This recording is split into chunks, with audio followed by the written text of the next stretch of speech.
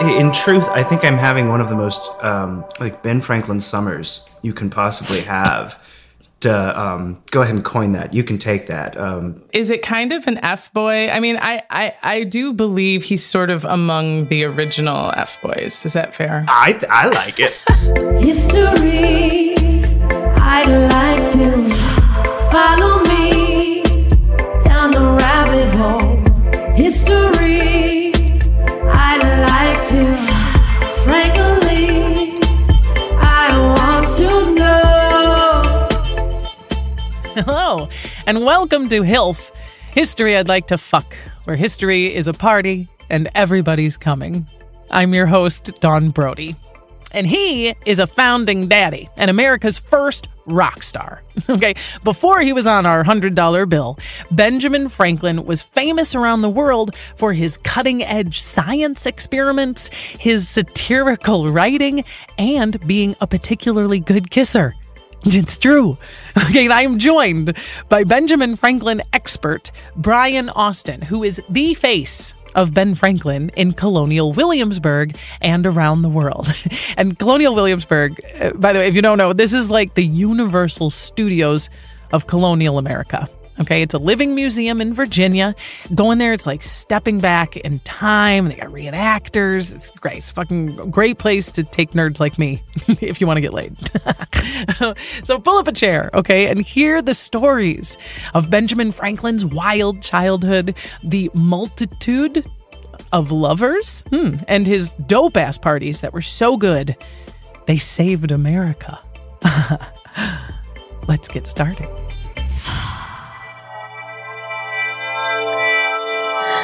I decided when I was 12 that I wanted to tell stories, that I wanted to be an actor.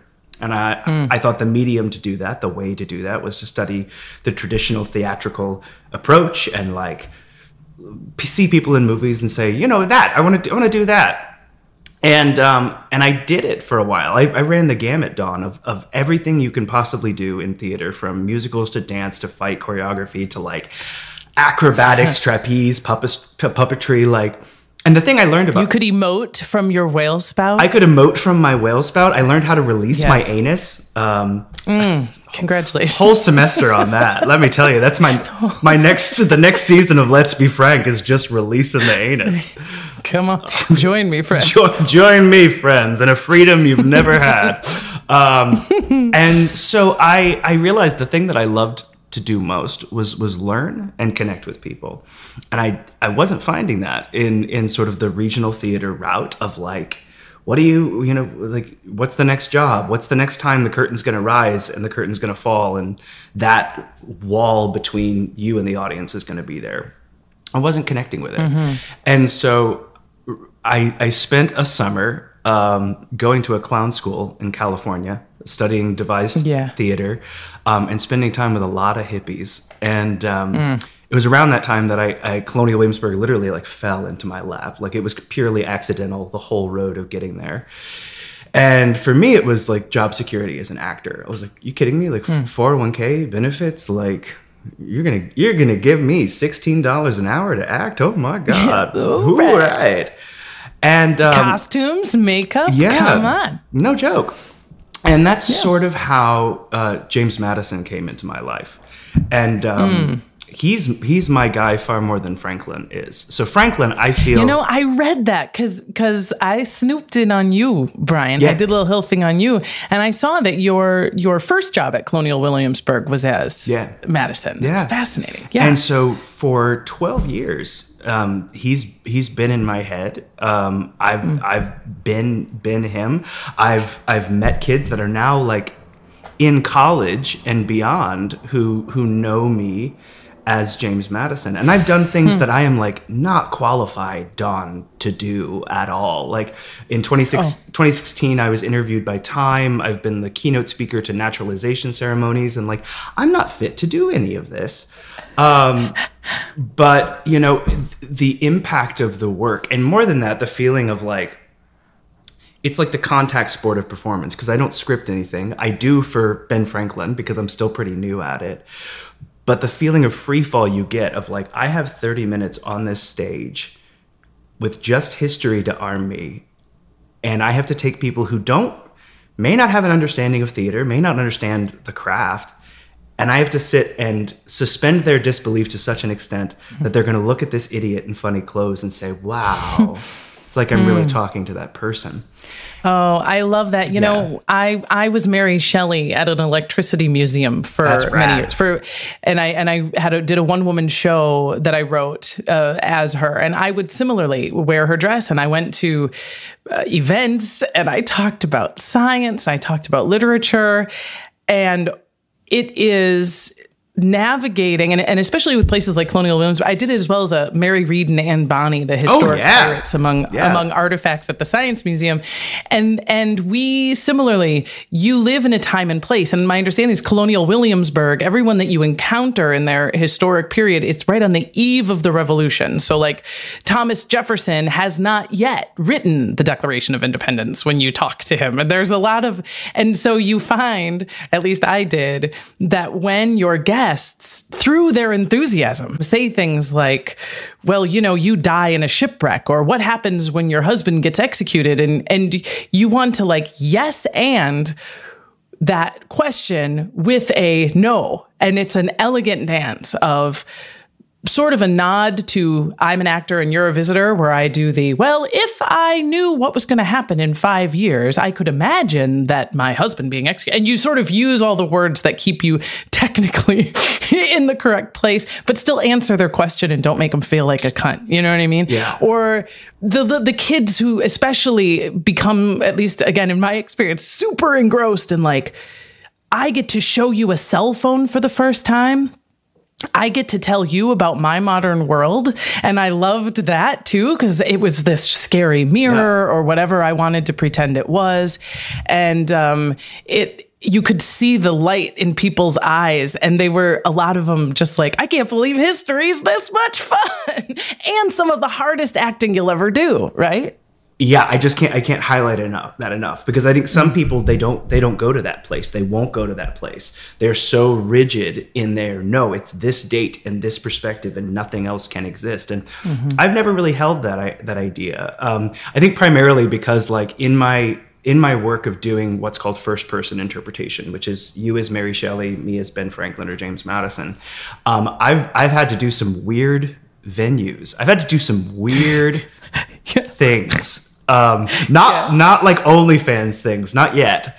Not yet. We're open. We're open. Hey. So everyone's got rent to pay. I'm launching SolelyFans, where I just show my cat. Listen, it would be very Ben Franklin. It would be so Ben Franklin. I'm already taking an air bath. I might as well have company over. Hashtag air bath. Hashtag air bath.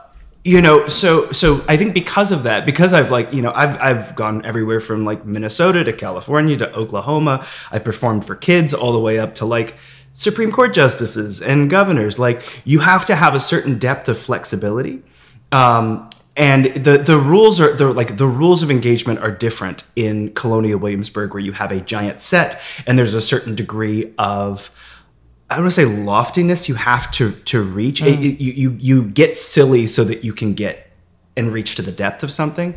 And when I started Let's Be Frank, I kind of tried to do the same thing, and then learned and adapted to where like I almost have two different formats. I have the podcast, which I like, the thing I aspire to is like the Bob Ross, Mr. Rogers of history podcasts. Like it's going to be cheeky, but there's also going to be something weirdly wholesome and like encouraging, because like I've needed that in my life, and I think other people do too. But then, you know, I partnered with this amazing company, Primary Source Media, and they were, you know, we creatively sat together, and he's like, you got to get in front of the camera as Franklin. And that launched into doing like my 15-second stupid TikToks that I do that don't teach as much history. They're great, but they engage. My favorite one of all time was, I think the text said something like, "Oh, everyone from the 18th century was so stuffy," and then it cuts to you as Ben Franklin just running through a field with a kite. Just your hair is flying and your face is so big. I love that one. That was what you don't see off camera is my 3.5-year-old daughter being like, "What are you doing? just as I'm like running through a field, and she's like, I want to turn with the kite. So and you're like, just hold the camera, sweetie. But I'm incredibly limited in the resources that I have, and I record in front of an IKEA bookshelf where I'm trying to cover up and fill as many, historic books as I have. And I think the neat thing is like, so if the work I do as James Madison is bringing the people of 2024 into my time, the work I do as Franklin is Ben Franklin stepping into the modern time and trying to understand it. And so like the premise that I use is like Ben Franklin's crashing on the couch of me, Bryan, his producer and creative partner. Ben Franklin's just in 2024 hanging out and is like, well, I want to be an influencer. I am so fucking thrilled right now, Bryan, that we have this opportunity to strip Benjamin Franklin naked today and HILF this guy. Yeah. And it's easy to get him naked. This is, it sounds like you could often just kind of knock on the door and he'd answer it naked. Yeah. So getting him naked isn't hard. I am so thrilled. And obviously you are the best possible person for us for this episode. And I wanted to lay out my master plan for how we're going to HILF this guy. Okay. First, I'm just going to bring our audience kind of up to speed on the broad strokes of Benjamin Franklin so that especially folks who are like, yes, all I actually do know is the kite and key. And I can kind of picture him. I think he's got a lot of chins, the little glasses. Is that right? And you go, well, yeah, that was one portrait. I mean, I don't, but yeah, you got the idea, right? So we're going to kind of bring everybody up to speed on him. And then, Bryan, you and I are going to kind of take turns. We're going to like spitfire back and forth our favorite stories. Done. All right. I'm hoping you tell me stories today, Bryan, that I've never heard. Yeah. I can't wait. So to bring our audiences up to speed on our new favorite guy, I do want to open with like one of the most colorful stories and one of my personal favorites.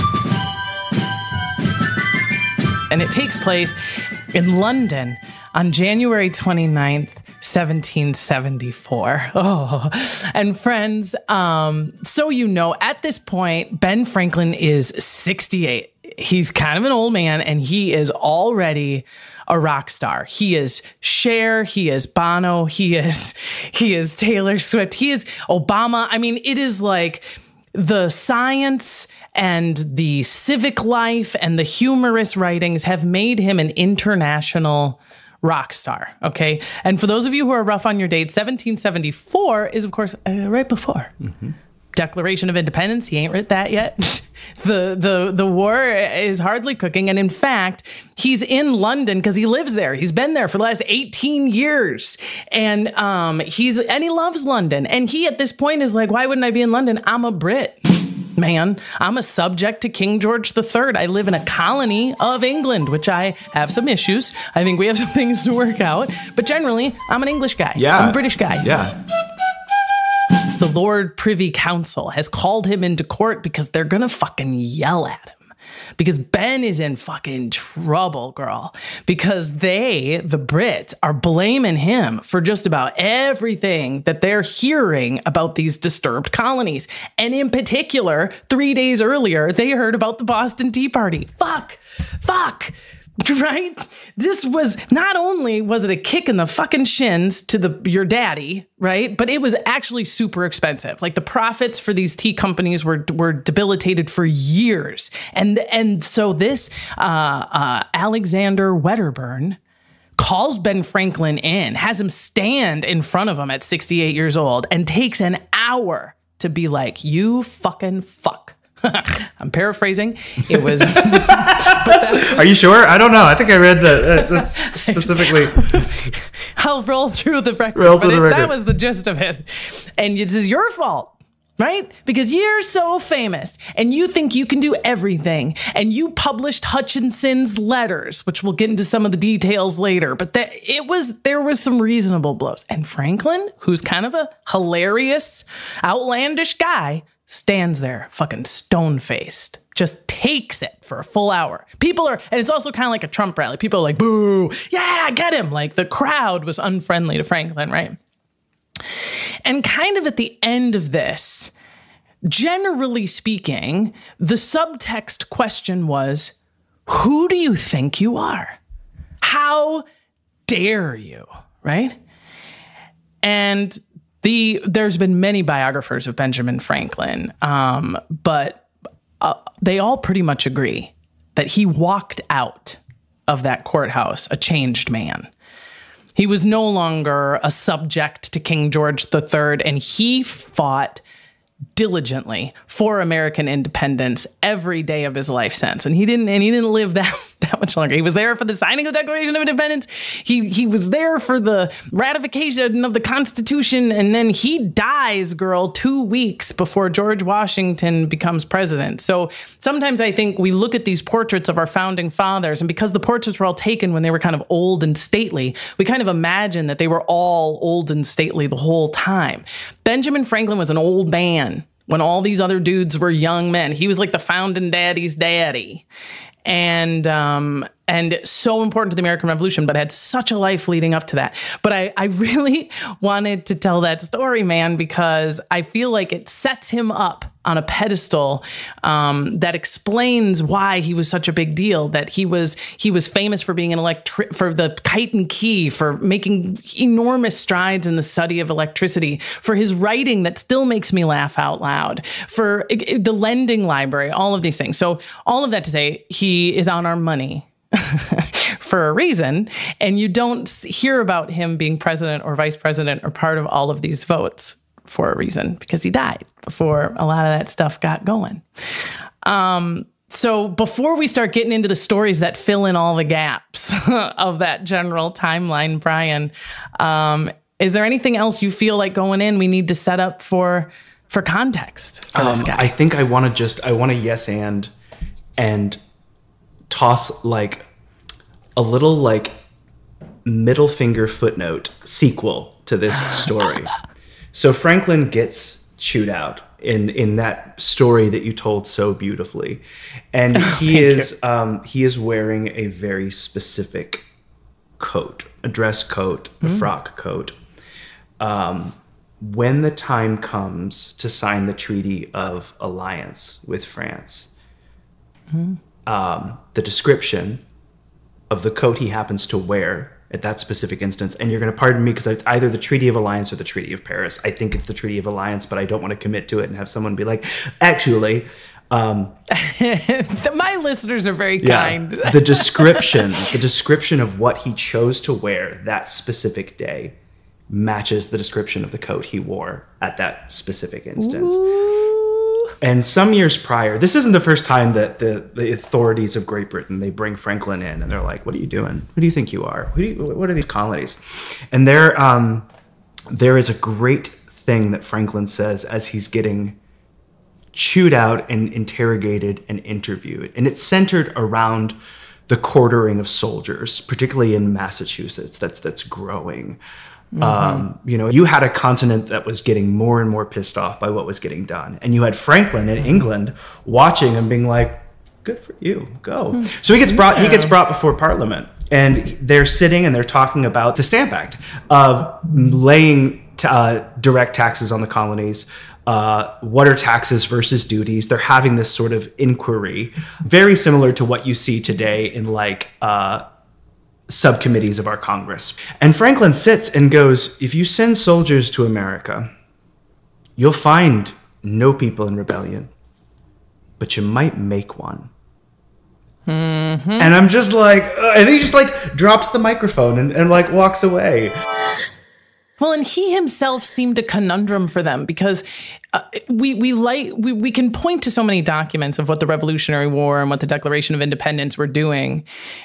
Technically, you can't tax us anymore. Your ships can't come into this harbor. I don't answer to you. Those things are like understood. There was something though in the like subtext of just the man Ben Franklin that was so much more at the beating heart of it, which is how can someone with no distinguished parents and no alliance to any church and no important council be one of the smartest minds, one of the cleverest writers, because Ben Franklin was exceptional. And it was hard for them to account for how you could even attain exceptionalism without a lineage. Who the fuck is Franklin? You ask me, who is Ben Franklin's dad? No one gives a good goddamn. I mean, his childhood is interesting. That he was a printer and his brother was kind of a bully. These are interesting. They color him. They make him more interesting. But it doesn't matter who Ben Franklin's dad was. No. He wasn't impoverished, but he wasn't important. He wasn't royal. He wasn't powerful. He didn't come from that. And that is what England is all about, man. Who finds favor in you and gives you the capacity to be brilliant? Who agrees to allow you to be hilarious? Under whose tutelage did you? And Ben Franklin was the American man, which is, I don't know, man. I just fucking woke up and was like, I'm going to go to the pond with a kite and it's going to pull me across the water. That's fucking cool. I mean, Benjamin Franklin coined positive and negative when it came to electricity. It wasn't just that he was fucking around. Like, we have it because of his brilliant mind. So I think part of what Wedderburn was yelling at was like, stop it. Stop rising from the muck. Stop thinking you can self-proclaim. Quit this manifest fucking destiny shit. If that's true, we have nothing. Yeah.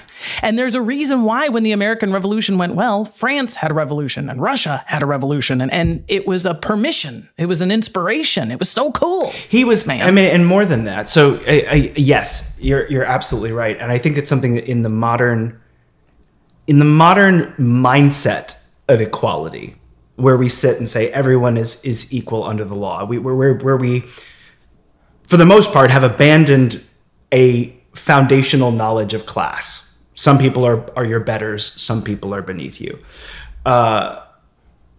We're far away from how radical that idea is. That right. You know, and I mean, I guess it'd be the equivalent of sitting and like any one of us reaching a certain caliber to where we'd get invited to hang out with the King of England or the Prince and to get our advice. I think the only person who might be on that level is like Taylor Swift. And even she, I think, has higher beginnings than Ben Franklin, you know, when it comes to it. But and a better family life. Probably a better family life. But the prolific nature, and I think what's so unique to Franklin is Franklin will take his good qualities and his bad qualities, and will just let them be. He won't sit and try and cover up anything that he is, but more than that, he would take these innovations, these things that he laid out that exceed beyond the lightning rod, but move from everything to like catheters, the term batteries, the Gulf Stream, the Franklin stove, street lights, paved roads, libraries, flipper fins, and he would sit and say, you know what? No patent. This is for the common good of people. Yes. In his personal life, he marries a gal, Debbie, long-suffering Deborah. And he comes into his marriage to Deborah with a child named William, a 6-month-old child that when I read that, I had to read it over 3 times because it's like, okay, so he comes with a child and the mother is unknown.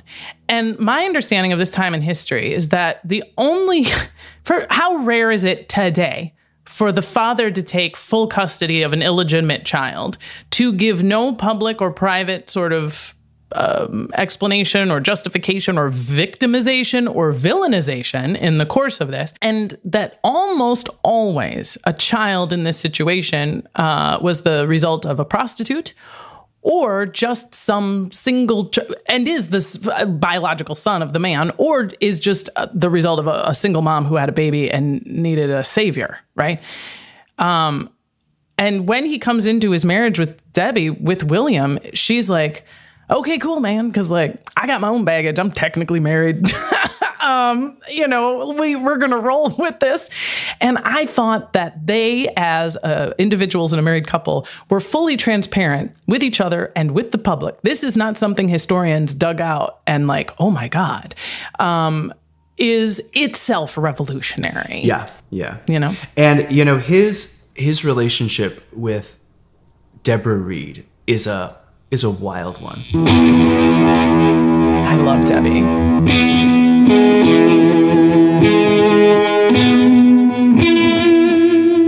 So Ben Franklin, at 17 years old, is so fed up with his brother that he sits and is like, oh, I gotta go. I got a girl pregnant in Pennsylvania, which he didn't. And so he takes everything he has, he ships off some of it, and he gets on a ship to go to Philadelphia. He's going to make his mark on Philadelphia. In Philadelphia, you can be a new man. This is all from my outline of Franklin the musical. So he ends up arriving in Philadelphia. His stuff's not in Philadelphia. The only thing he has are like a few pennies to his name and his really shitty clothes stuffed to the brim with like spare stockings, everything. Just a hot mess. And he's like, well, shit, I have a few coins. I'm gonna see if I can get some bread because I'm hungry. So he goes in, and again, it's Massachusetts currency. They're all using different currencies at the time. So he goes into this Pennsylvania baker, and he's like, "Do you got this specific bread from Massachusetts?" And the Pennsylvanian's like, "What?" And he's like, "Okay, just give me as much bread as I can carry." Very like the Ron Swanson, like, give me all the bacon you have. Franklin does that but with bread. Yeah. So the baker gives him these like giant rolls. And Franklin like puts one under one arm, one on the other arm, and he's just walking through Philadelphia eating it with like stockings overflowing. And he walks by a house, and at the stoop of the house is Deborah Reed, who's like, "Look at this fucking asshole. What are you like? Yeah, who is this guy? Bread, your armpits, the bread in your armpits. Yeah. What a weirdo." So Franklin remarks later, he's like, I walked by her house, and I think the quote is, she thought I was a most awkward figure. So his clothes eventually come. He ends up settling into a trade relationship with this really awful printer by the name of Keimer, and he eventually takes up residence at Deborah Reed's house. And we think of Franklin as long hair, balding, overweight. Franklin wasn't that when he was young. Franklin was svelte. Franklin was athletic. Total smoke show. Franklin was a swimmer, man. He was fit. Yeah. So here was this, poor apprentice printer who was witty and sharp but didn't have a lot to his name. Here was the Reed family that were a little bit elevated in status, and Franklin and Deborah, I mean, they hit it off. They really fell in love. Franklin gets this opportunity by a lieutenant governor of Pennsylvania, and he's like, I'm going to make you a made man. I'm going to send you to London where you can study under the best printers. I'm going to make sure you get sent your own case of print type, which is a big deal for a printer to have. Girl. Yeah, I'm going to set you up. You're going to be so set for life. I've got you. Your future is set. That's the equivalent for a colonist of quite literally almost a king taking you under their wing, the most powerful. Sure, it's kind of like a record deal. It's like, we're gonna get you the publicist, we're gonna auto tune your voice, we're gonna get you a personal trainer, we're gonna buy you 1 million followers, and you're like, great, fuck. Yeah. And so the Franklin story goes just that way. His true Hollywood story. He sits and is like, Deborah, I got to do this. Deborah's like, I understand. I'll wait for you. I love you. He goes off to England. And gets to England and was like, he sees the wider world, and he's like, oh no. And so he writes to Deborah and he's like, hey, I don't know when I'm coming back. So she's heartbroken, she's devastated.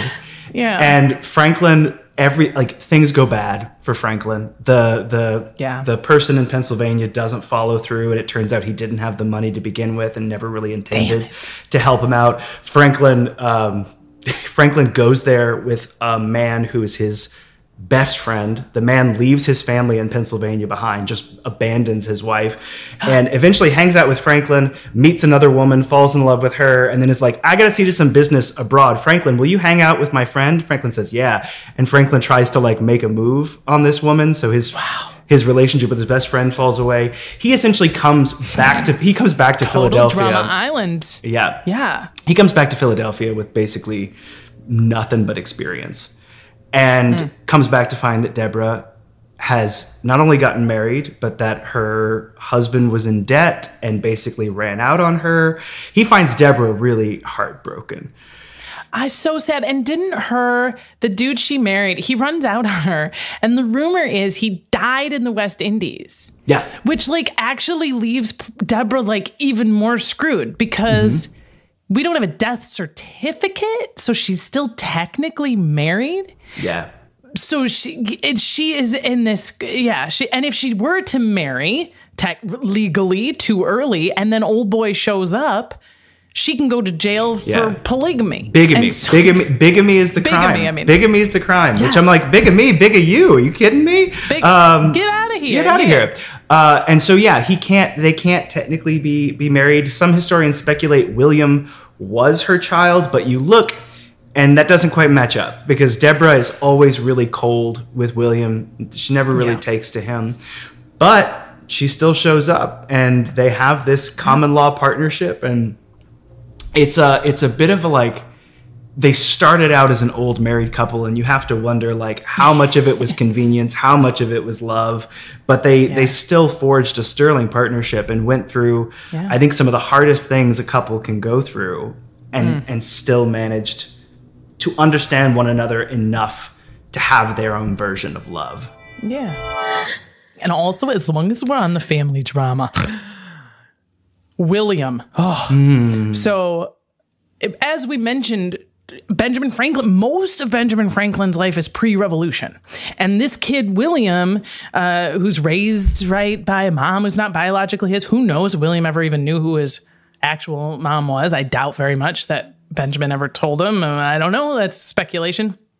But he and his dad have kind of a on-again, off-again relationship. He is the one who assists him personally with the famous key and kite experiment. Benjamin Franklin was like, I don't know if this thing's going to work. And so he didn't want to do it publicly. And it was like, oh, there's a storm. Bill, get the hemp, And the first time they did it and saw the effects of static and how you could actually harness the static from a storm and put it into a Leyden jar and how fucking nuts that was and how much that changed. Like, that was him and William on a dark and stormy afternoon, And at the end, William is a loyalist, and William takes the opposite side politically from his dad when it comes to the Revolutionary War, and is like, nah, man, we are subjects to the crown. And it is such a, like, if similar, I don't know, your musical. I feel like if it's not a musical, it needs to be like a reality show, because it's so heartbreaking. Yeah.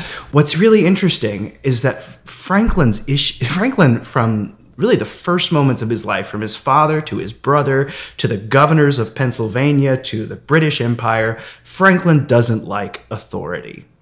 He hates authority. He rebels against authority. He satirizes authority. He pokes fun at it, and yet tries to be an authority over William's life. And William says, I'm going to do exactly what you would do, just in the inverse.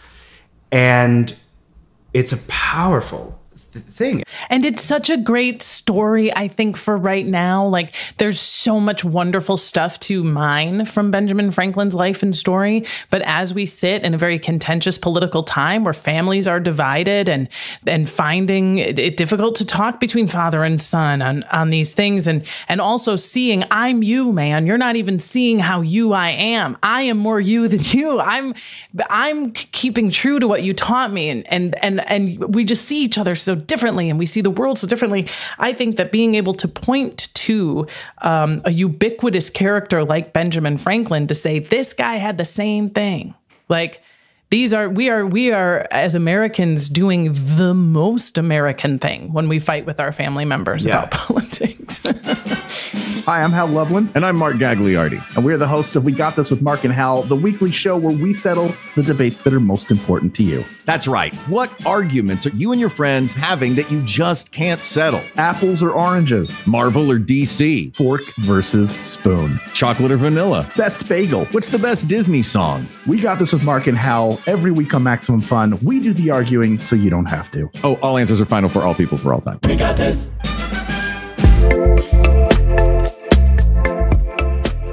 Before we jump back in with a bunch of kinky little stories about Benjamin Franklin, a moment to acknowledge the people who give me a little jolt of electricity. My patrons. The latest to tie their key to my kite are Jake D. and Travis N. Oh, their generosity makes me feel good about myself, and their money helps keep the history coming. If you'd like to jump in bed with the pod, please do. Click on the description of this episode, and you'll see links to Patreon and Buy Me a Coffee and Instagram, where you can Follow me, follow me, follow me, follow. Follow me, follow me, follow me, follow. Follow me, follow me, follow me, follow.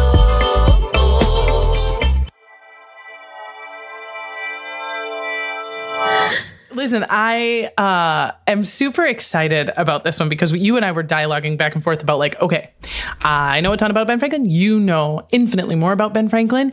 I am fascinated. I have these things. And I said, I'm thinking about telling these kinds of couple of stories. What stories would you tell? And you mentioned this one, just a headline of it. I know nothing about this. I have never read anything about this. And so I'm hoping that you, Bryan, will tell us the story of the 1783 balloon flight. Yes. All I know is that just I'm looking at dates. He's about 76. This is post winning the Revolutionary War, but prior to the Constitution. Yeah. Please, what happens? Yeah. Tell me So everything. I want to paint a picture for you. I want you to consider for a moment that for as far as human history as you can possibly go, your existence is confined to 30 miles in a day.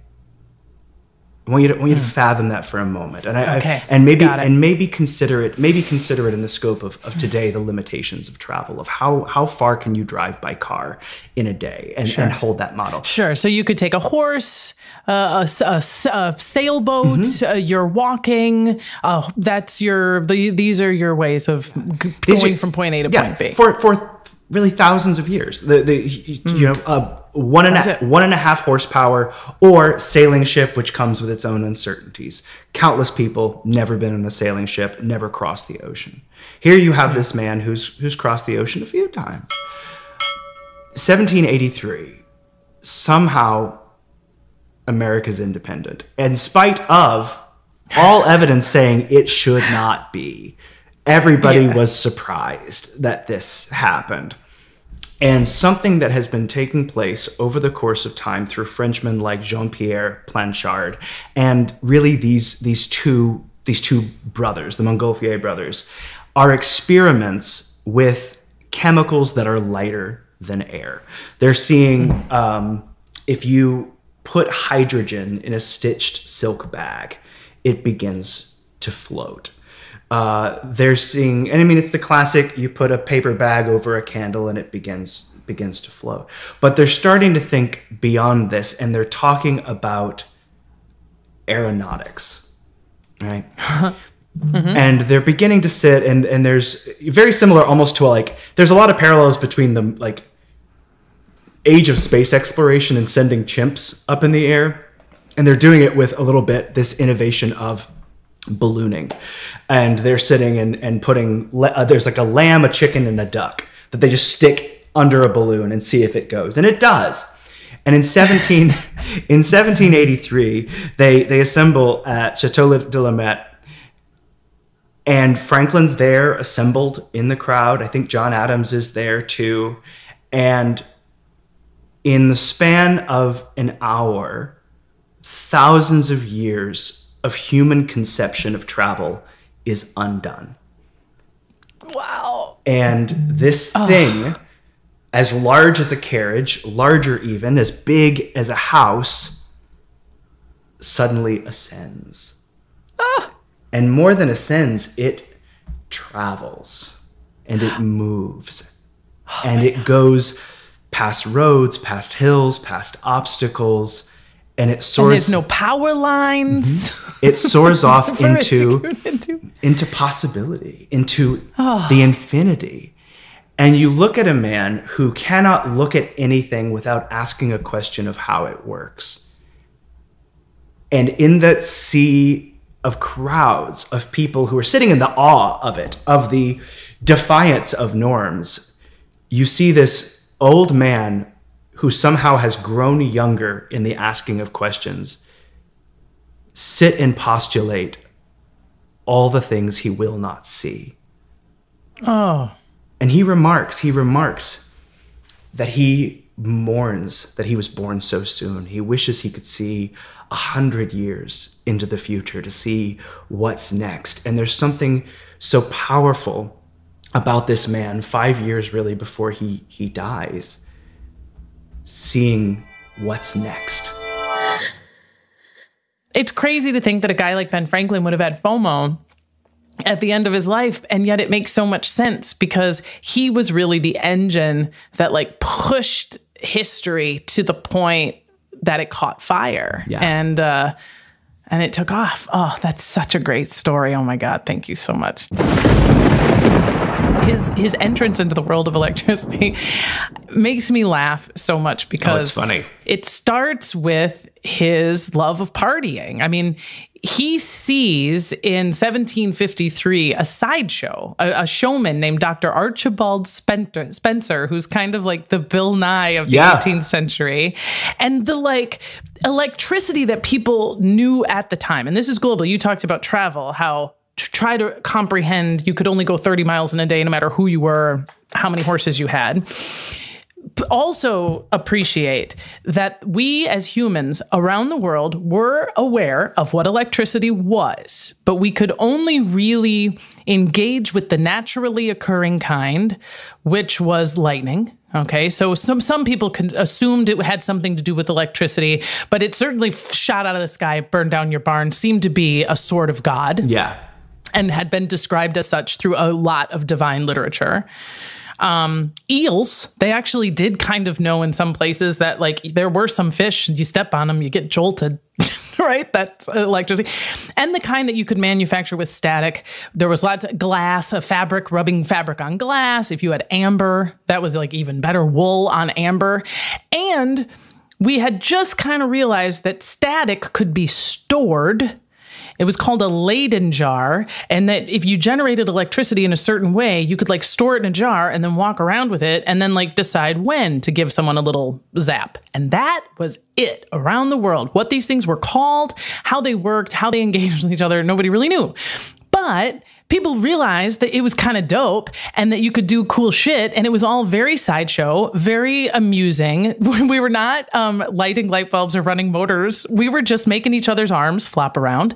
You could have somebody's hair, you know, if you hook up their body to a static generator, the static goes in their body. Oh my God. And your hair stands on end. That's fucking nuts. 2024, it still makes people who have things that are connected to satellites in outer space in their pocket go, whoa, when your hair stands on end, little pieces of confetti. If somebody's a static charged and you drop little pieces of confetti in the palm of their hand, it'll fly around like magic dust. Ben Franklin saw this stuff and was like, Nate. And so and he's a retired guy. He had just finished up printing and was like, that's fucking fun. And he would throw wild parties where he'd get this stuff and he'd have people hold hands and he'd shock one person and everyone would go, woo, because the shock went through everybody. He'd have people shuffle in the thing and get charged and then kiss. And they'd have the little electric kiss. He was doing this, friends, for years before they were like, I mean, we could run stuff. We could try powering machines to make our lives better. And for him to do any of that, the recognition that this thing, that there is static, like what I'm doing in my parties, man, like the stuff that makes your hair stand on end, it's what happens during a storm. I'm pretty sure that lightning is electricity. And the key and kite experiment, by the way, there's no lightning bolt. No lightning bolt ever struck the kite. If it had, it probably would have killed him. But the static, the kite through the metal at the top and the hemp fibers that had attached to the key functioned in exactly the same way as his parlor games did. And he saw that the Leyden jar is getting filled from the key on the kite. And when his knuckle touched the thing, it was that same little zap. And I think that it makes me so happy. Like one of my favorite things is that our application of electricity to our lives, which is clearly and obviously one of the most impactful elements of human society and technological evolution, started with gags. Yeah. Started because it made us laugh, because it made us go, oh, how cool. And similar when he saw that hot air balloon, it's when you get that strike of what can be. Oh God, fuck, history is so fucking great. I love it. And I think that's, you know, That's the wild nature of it. So I'm so happy that you talked about the static electricity experiments with amber. So the root of the word electricity comes from Thales the Milesian, who was the first to sit and rub amber on something and generate static electricity. The root of the word electricity is amber-like. It's ancient Greece for amber-like, electrikos. Fucking A. God, I love that.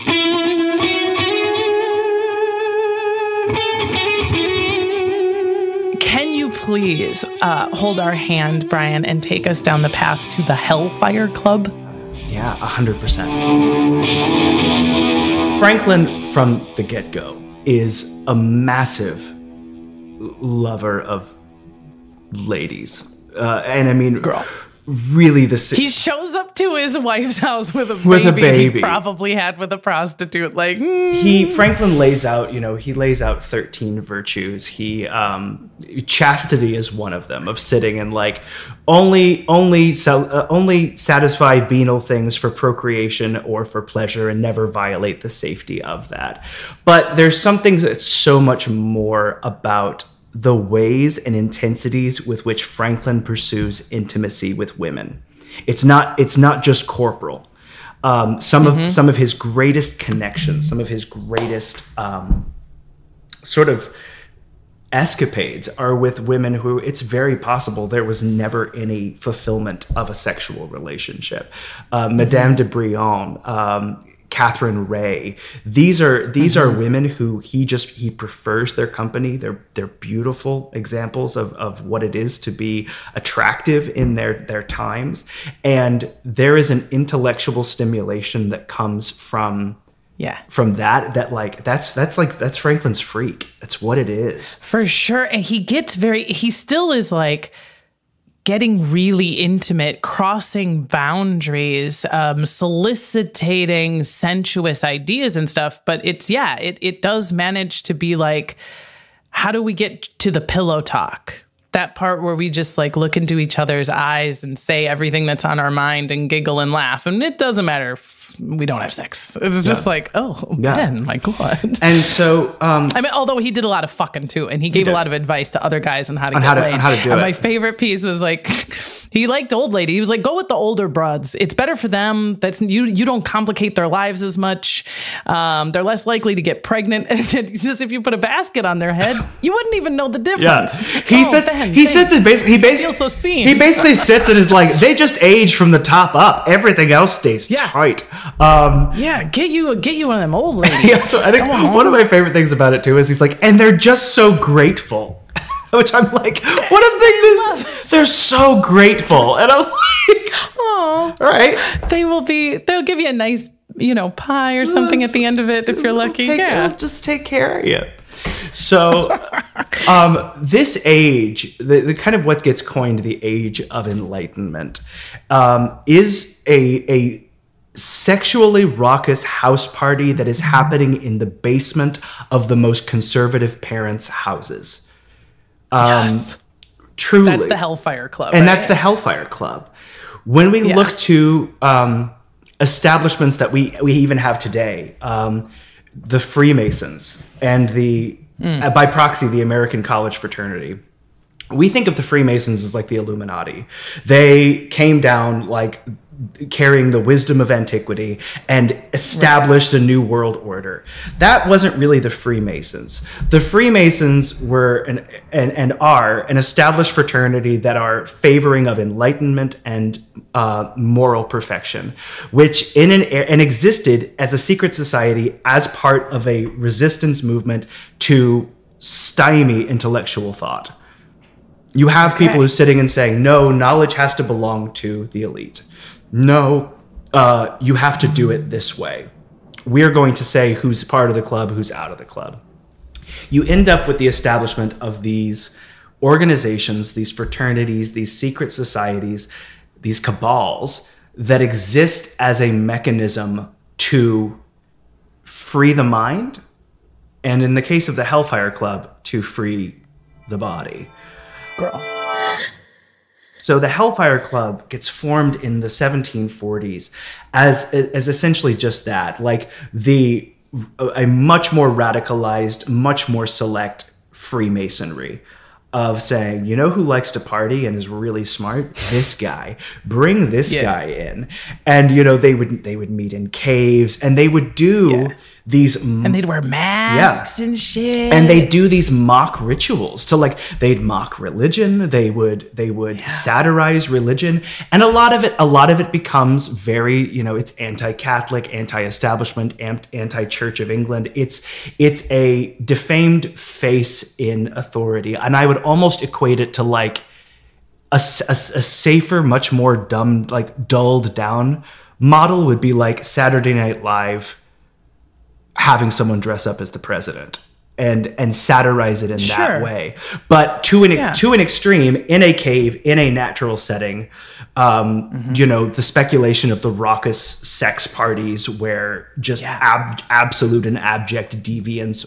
It was very pagan, man. And that's like the anti-organized religion, right? They're getting through finding old documents that were like, well, people used to get together in caves and do this all the time. And these prudes were the ones who like took it away from us. You know what I mean? It felt like kind of a coming back that was itself enlightened. Yeah. In taking it to the furthest extreme you can possibly go, you somehow, when you come back into your own life, sit bolder to safely defy the norms of your time. And it's really what you see. Word. And you can take it to again, these are all really like spoiled daddy's boys who want to get back at their fathers by just fucking in a cave. Yeah. But for someone like Franklin, you've got to sit. Who doesn't? Who doesn't want to get back at their dad? Who doesn't? I mean, it's very eyes of people like, I would never. And then you're like, I don't know.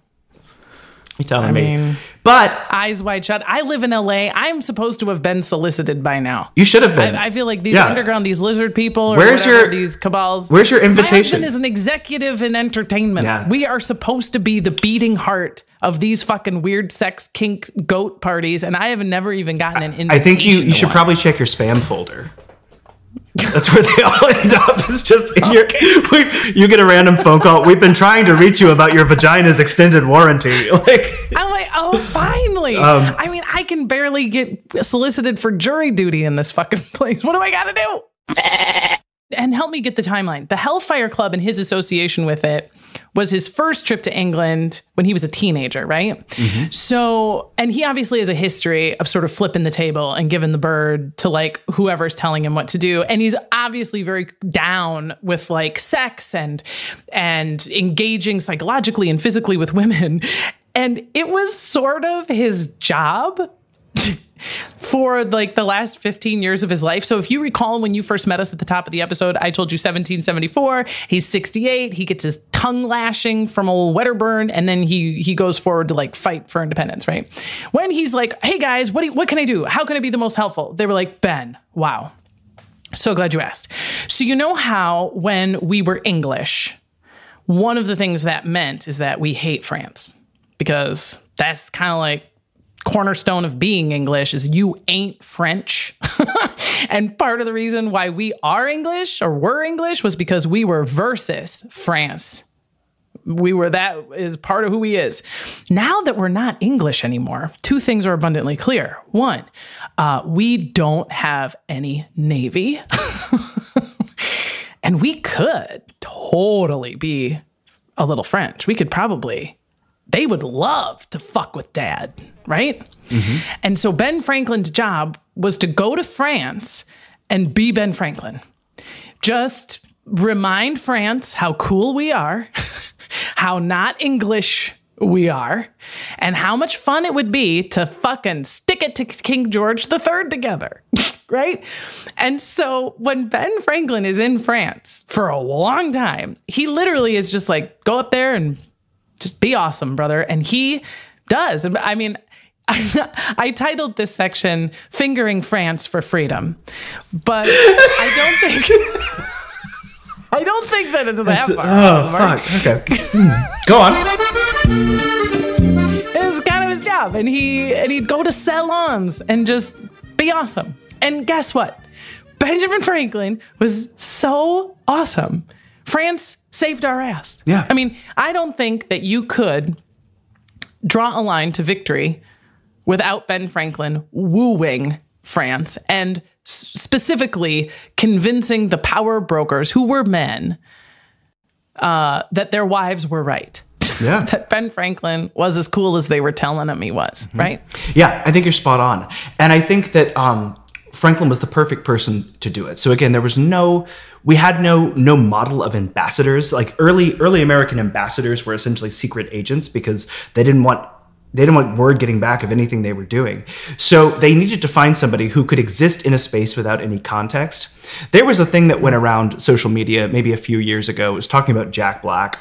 And it was talking about if you got abducted on an alien spaceship and you just found Jack Black walking around eating bugles off his fingers, you wouldn't bat an eye because he can exist in any context. He's so ridiculous.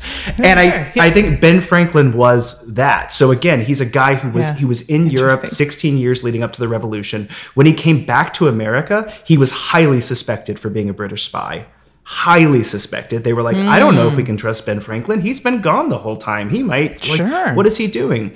So that his allegiance was questioned. And if it was questioned in America, you can be damn sure it was in France. I'm sure William didn't help things because he was like, yeah, I fucking love the king. Yeah. Right. And so suddenly it's one of those things that you hear that Ben Franklin is making a landing in France. Some people are speculating he's going to retire there. He's going to open a print shop there. He's getting away and not involved with America. And Franklin just lets them talk. He just lets them talk. It's like Paris is luxurious and dirty. It was like the Las Vegas of the 18th century, just like filthy and nasty. So Franklin just gets there and he Franklins. That's all he does. Yeah. It's all he does. Yeah. And, he does a, hey, girl, you want to see a little lightning when we kiss? Come here. Yeah. Yeah. I'm gonna sit and print some fun little novels to entertain the ladies. I'm gonna sit and host fancy dinners. I'm gonna sit and talk a little bit about this have you heard the good news about America? That's right, man. And you can't walk away without being like, Americans are awesome. He treats it like the world's first pure romance party, where he's like, "Here, I'm gonna sell you these dicks, and you can participate too." Like, it's really like he gets France involved in an MLM and like has them selling the idea of America to their own people. Nice, and it really is because, like, spoiler alert, they fucking take the king down. I mean, I remember this monologue I did years and years and years ago as Marie Antoinette. And she says that the Americans came to France with democracy and the pox in equal measure, and we survived the pox. Oh my God. I don't think she ever said it, but it was a hell of a monologue. That's a good line, though. That's a good line. And I mean, he did it with his celebrity. He did it with his personal brand of like, this is who I am, to the frustration of King Louis, who wanted nothing to do with it. He gave, I think it's a countess or a duchess, one of the two. He gifts her a chamber pot with Franklin's face in it, which they mass produced at the time. But I'm like, what kind of statement does that make? But it's part of this Franklin fever that sweeps through France because he was at that time the most famous man in the world. Yeah, and I think it was the same thing that was getting him grief in England, which is, how can you do this without a king or a church at your heels? I mean, and that was, I'm sure, what was making Louis so nervous is because you can't dig too far under this before you realize if this takes fire, which it clearly did, what will we do when every quote unquote peasant, every normal person, the people, whatever you want to call it, look inward and see something in themselves as worthy as what's on my head? Like, that's the problem. What happens if these fucks say, why don't I live in a palace? Why can't I do electricity experiments without permission from the crown? Why can't I just strip naked and go swimming and see what happens? Because there is no such thing as public property. There is no such thing as like a place that I can purchase, that I can be free. And it is clear, we know now, of course, what happens when those questions are asked of people in mass. But it was a gun. It was a big gun pointed right at him. There's a wonderful story of like Ben Franklin's Riz with women. You gotta Girl. like gird your loins a little bit. So Franklin is playing chess with this French noblewoman. He's playing chess. He's making eye contact. Like, I like to think like Ben Franklin's sitting there, like his spectacles are on his nose, and he's like, "Oh yeah," you know. So he's playing chess and he wins, and he takes her king and he topples it, and she goes, "Sir, in France we don't take our kings so," and he goes, "Yes, but in America we do." Which I'm like, ooh, ooh, Panties down, you know. Listen, before we go, is there anything that you want to leave us with? Your favorite nugget, or just the aura of Ben that you'd like to hang over our heads as we go? Yeah, he says something really remarkable towards, I think, the end of his life, where he says, "If I could do it all again and revise it into a more polished second edition, I would put forward some edits to correct the great erratas of my life, but not change a thing." And I think that's a lovely thing. As you know, I am not even near when Ben Franklin retired. I'm 36 years old. But I have some pretty firm errors in the scope of my life, erratas, things I would change. And I often sit in this feeling of like, oh God, I'm 36 and I haven't done anything. And I think the thing that I would love to kind of conclude with is like, wherever you are, you've got time to make history. And however bad you think you may have messed up, there's nothing so bad that you can't move forward to the happiness that you deserve. At least that's what I take from that, Huzzah. Huzzah. Huzzah. Big time. Oh, Bryan, what a joy. Oh, the treat's it has mine. been. And just such a tribute to history, to the man, Ben Franklin. You are a friend of the podcast. I am delighted that we have made each other's official introduction, because I've been liking your shit like my thumbs God, is are on you fire, kidding me? girl. And I can see why. Tell our listeners, they obviously will already love you. They want more of you. Where is the best place to go find you right now? Yeah, so you can find me on Apple and Spotify at my podcast, Let's Be Frank, an auditory almanac for the curious mind. I have 3 seasons. You can follow me on YouTube and TikTok and Instagram at B Franklin Live. And you can also like and subscribe to Primary Source Media's YouTube channel, where you can find video of my podcast. We do really, really silly live reactions to things as Ben Franklin. So you can see how Ben Franklin reacts to the Kendrick Lamar Drake beef, and we can have a conversation about it.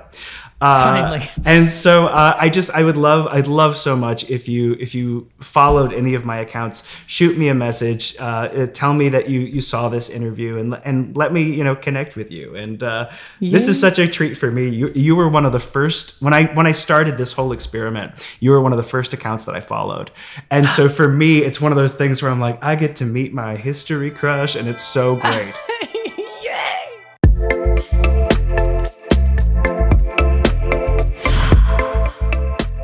Oh, thanks again to Bryan Austin. Man, follow his every move.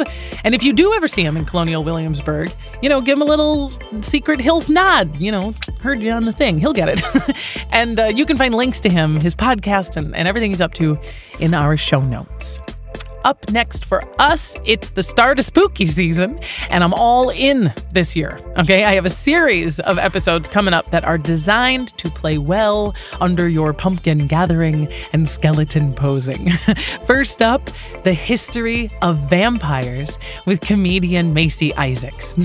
And you're gonna hear the real shit, okay? Not just from Transylvania, but vampires from around the world. It's so much fun. You don't want to miss it. Until we meet again. Our theme song was composed and performed by Kat Perkins. A reminder that you can find my sources, links to the books, documentaries, and articles I reference in the summary of this episode, or by emailing us, hilfpodcast@gmail.com, or messaging us on social media @hilfpodcast. This has been HILF, History I'd Like to Fuck with Dawn Brody. I'm Dawn Brody, reminding you that history is a party and everybody's coming.